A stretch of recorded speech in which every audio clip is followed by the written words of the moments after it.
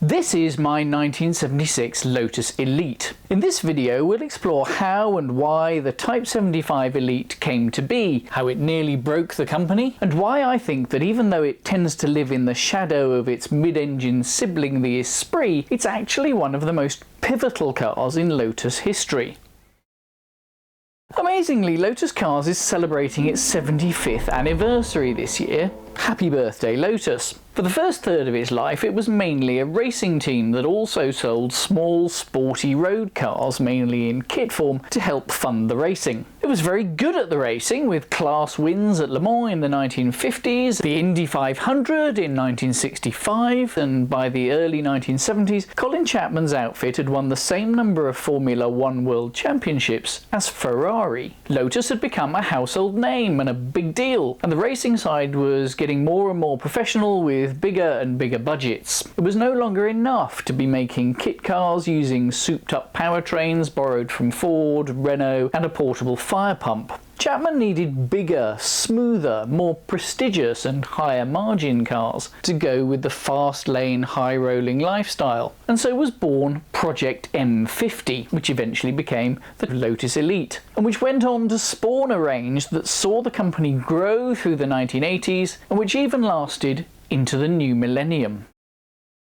It began at the start of 1968 when John Frayling, who had designed the earlier Type 14 Elite and the Europa, produced drawings and a model of a pretty and faintly Italian-looking fastback coupe. Colin Chapman gave it the nod and work began on taking the design and engineering work forwards. But Chapman's head wasn't entirely in the game for a time. Jim Clark had crashed following a tyre failure while racing for Lotus at Hockenheim in April 1968 and was killed instantly. He was not only the team's championship-winning driver, hugely liked and respected, but he was also Chapman's closest friend, and by all accounts, including his own, the loss hit him hard.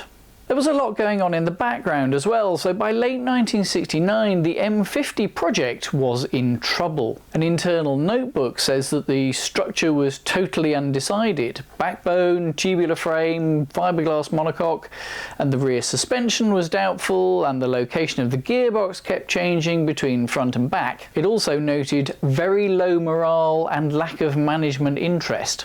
Ouch.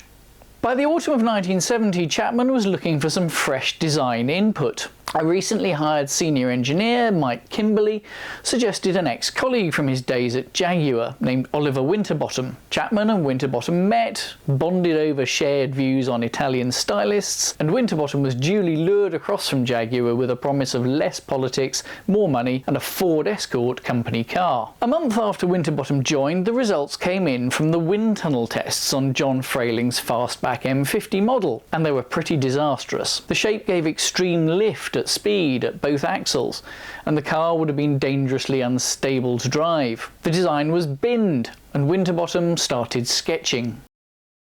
With this injection of fresh blood and renewed energy, the M50 project started to move at extraordinary pace. The structure was finally settled 3 weeks later as a steel backbone along the lines of the Elan and Europa, and a couple of weeks after that, Colin Chapman, Mike Kimberley and chief engineer Tony Rudd gathered around Oliver Winterbottom's drawing board one Saturday morning while he sketched the ideas he'd been working on, debating for an hour and a half until Chapman finally said, "Make that one." Just 2 weeks later, the sketch had become a quarter-scale model, and it looks incredibly close to the finished car, even down to the lights, vents, the fuel filler caps, the brightwork, and the alloy wheels. Only the bumpers and door handles changed noticeably, plus the addition of a fixed front quarter window. This was mostly because Colin Chapman liked driving fast with the window down, but without too much draft, but partly also because the door glass on the first full-size prototype fell out on the studio floor when they wound it up. It's all the more amazing that this first prototype needed only barely visible tweaks, mainly the addition of a chin spoiler, to achieve an exceptionally low drag coefficient of 0.30. This was well ahead of anything else in its class. Citroen did claim 0.26 for the SM, which you often see quoted today thanks to Wikipedia, but later themselves corrected that to just under 0.34. The low nose, tapering wedge shape, and the fairly flat floor from that GRP tub all contribute to the aerodynamic efficiency. Meanwhile, it was the old man himself, Colin Chapman, who designed the car's chassis and suspension, at least at a general level. He didn't do the details. But that makes it the last road car in which Chapman himself had a significant hands-on design role.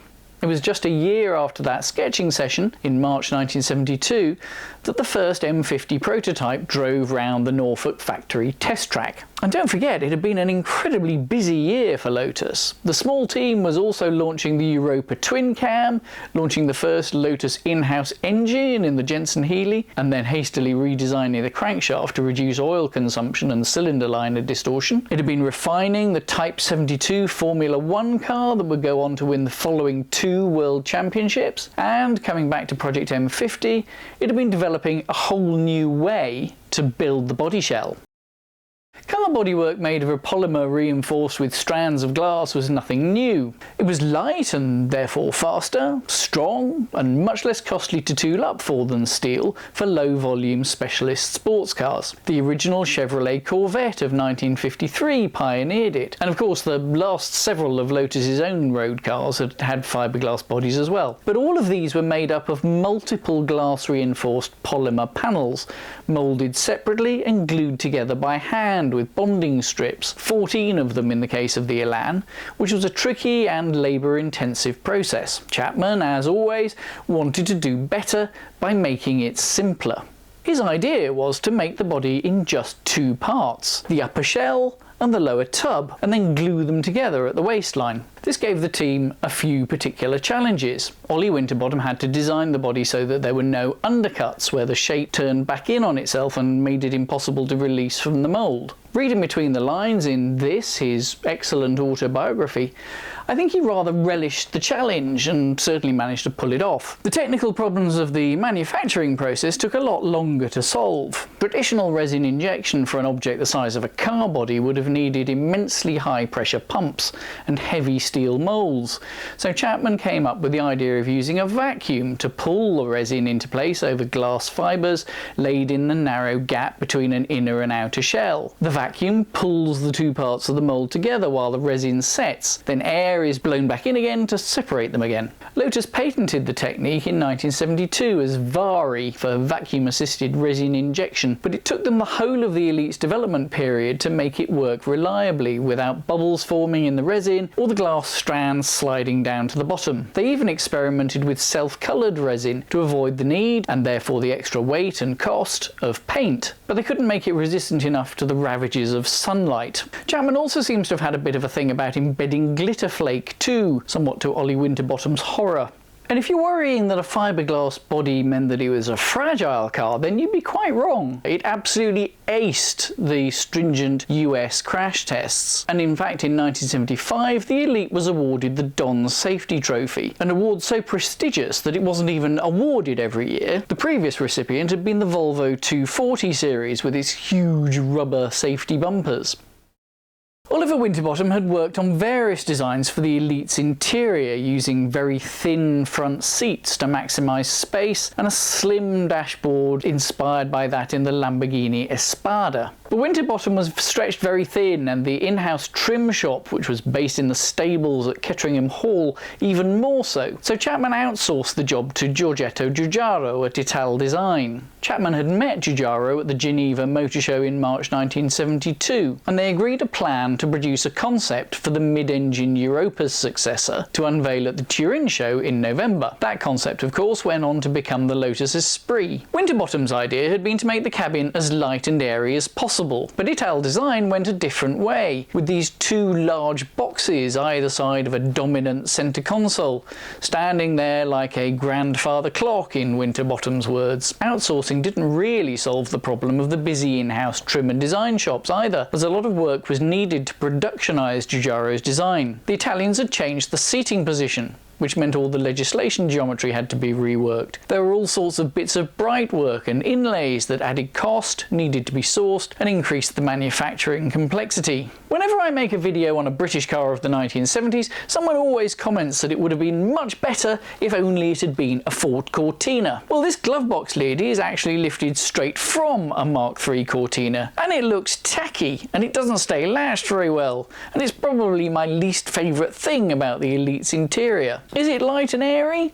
Well, not really, but the visibility is pretty good, and it certainly feels distinctive and special. I'm about 182 centimetres tall, just short of 6 foot, and I can sit behind myself in reasonable comfort in the Elite. It's not the easiest thing to get in and out of the rear seats, but once you're in, you can sit there. The most limiting aspect is probably the footroom, and that's kind of true in the pedal box for the driver as well. You have to wear slim shoes, there's no boots allowed in a Lotus. And speaking of boots, the release for access to the back is in the side panel next to the rear seat. You can reach it from the driver's seat or through the door from the outside. There's a good amount of luggage room in the back, although it's no match for something like the Lancia Gamma Coupe. Lotus offered a match set of squashy luggage to maximise the space and fully integrate with your jet-set lifestyle.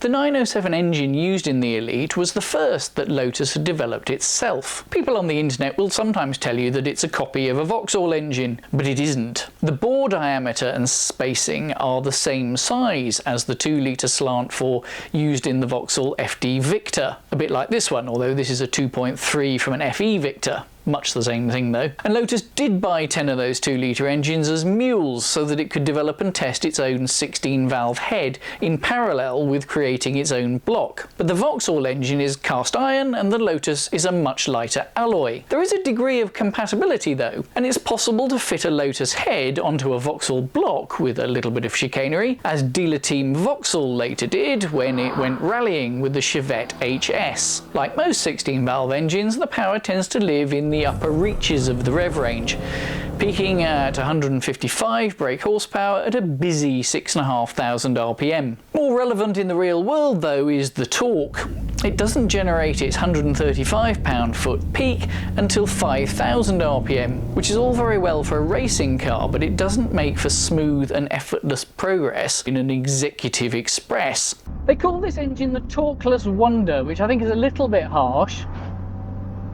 You do have to be in the right gear a bit more, but honestly, it's not an issue. It doesn't make it tedious to drive in any way. The gears themselves are sourced from the 5-speed box in the Austin Maxi, although Lotus re-engineered the gear change from the early Maxi's horrible cable-operated arrangement, and this shift does work pretty well. Oliver Winterbottom does note that the quality of the cogs that Austin supplied was rather more variable than Lotus was used to, but as the Maxi was a family car popular for transporting antique furniture, and Lotus were F1 world champions, this isn't terribly surprising, but, well, yes, you can probably imagine some of the swearing at Lotus when the deliveries came from the Austin factory. The Elite was officially launched at the start of May 1974, just over 3 years after that sketching session in Oliver Winterbottom's new office. Thanks to its low weight, slippery shape, 16-valve engine and superb handling, the Elite performed pretty well against other 4-cylinder rivals. In September 1978, Car Magazine tested the Elite, by then 3 years old, against 2 newcomers, the Mercedes W123 230C and the Lancia Gamma Coupe, both of which also had 4 cylinders but of larger displacement, 2.3 and 2.5 litres respectively, and they were notably slower. The trouble was, the Lotus Elite was prodigiously expensive for a 2-litre coupe. At this point, fueled partly by spiralling inflation in Britain and rising exchange rates, an Elite 503 cost twice as much as the Lancia HPE 2000 or the Alfa Romeo GTV, for example. You could almost buy 3 Triumph TR7s and therefore stand a fair chance of making them into one good one. It was the most expensive 4-cylinder car you could buy, and that price put it into the territory of exotic 6-cylinder machinery like the Citroen SM and the bottom end of the Porsche 911 range, not to mention the 280 CE version of the Mercedes W123. The Lotus Elite was, and still is, something of a niche choice. Lotus did take on board the criticism of the car's lack of low-down and mid-range torque, and stroked the engine out to 2.2 litres for the Series 2 versions of the Elite, Eclat and Esprit, as soon as they got Chrysler to pay for its development for the Talbot Lotus Sunbeam. This upped the peak torque from 135 to 160 foot-pounds and smoothed out the delivery curve. They also put in a stronger gearbox from Getrag at the same time, and a galvanised chassis, as the Series 1's mild steel was very prone to rusting around moisture traps where where the body attached. The Series 2 of 1980, and even more so the Excel that followed, is a very accomplished car.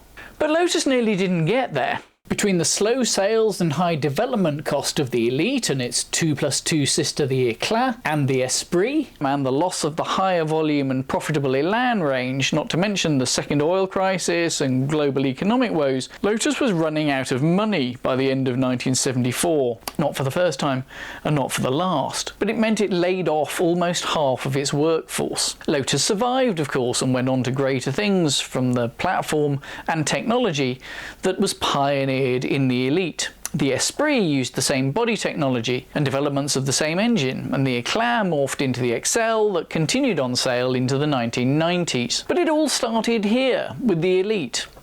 And if you're wondering what it's like to actually drive one, then watch this video next.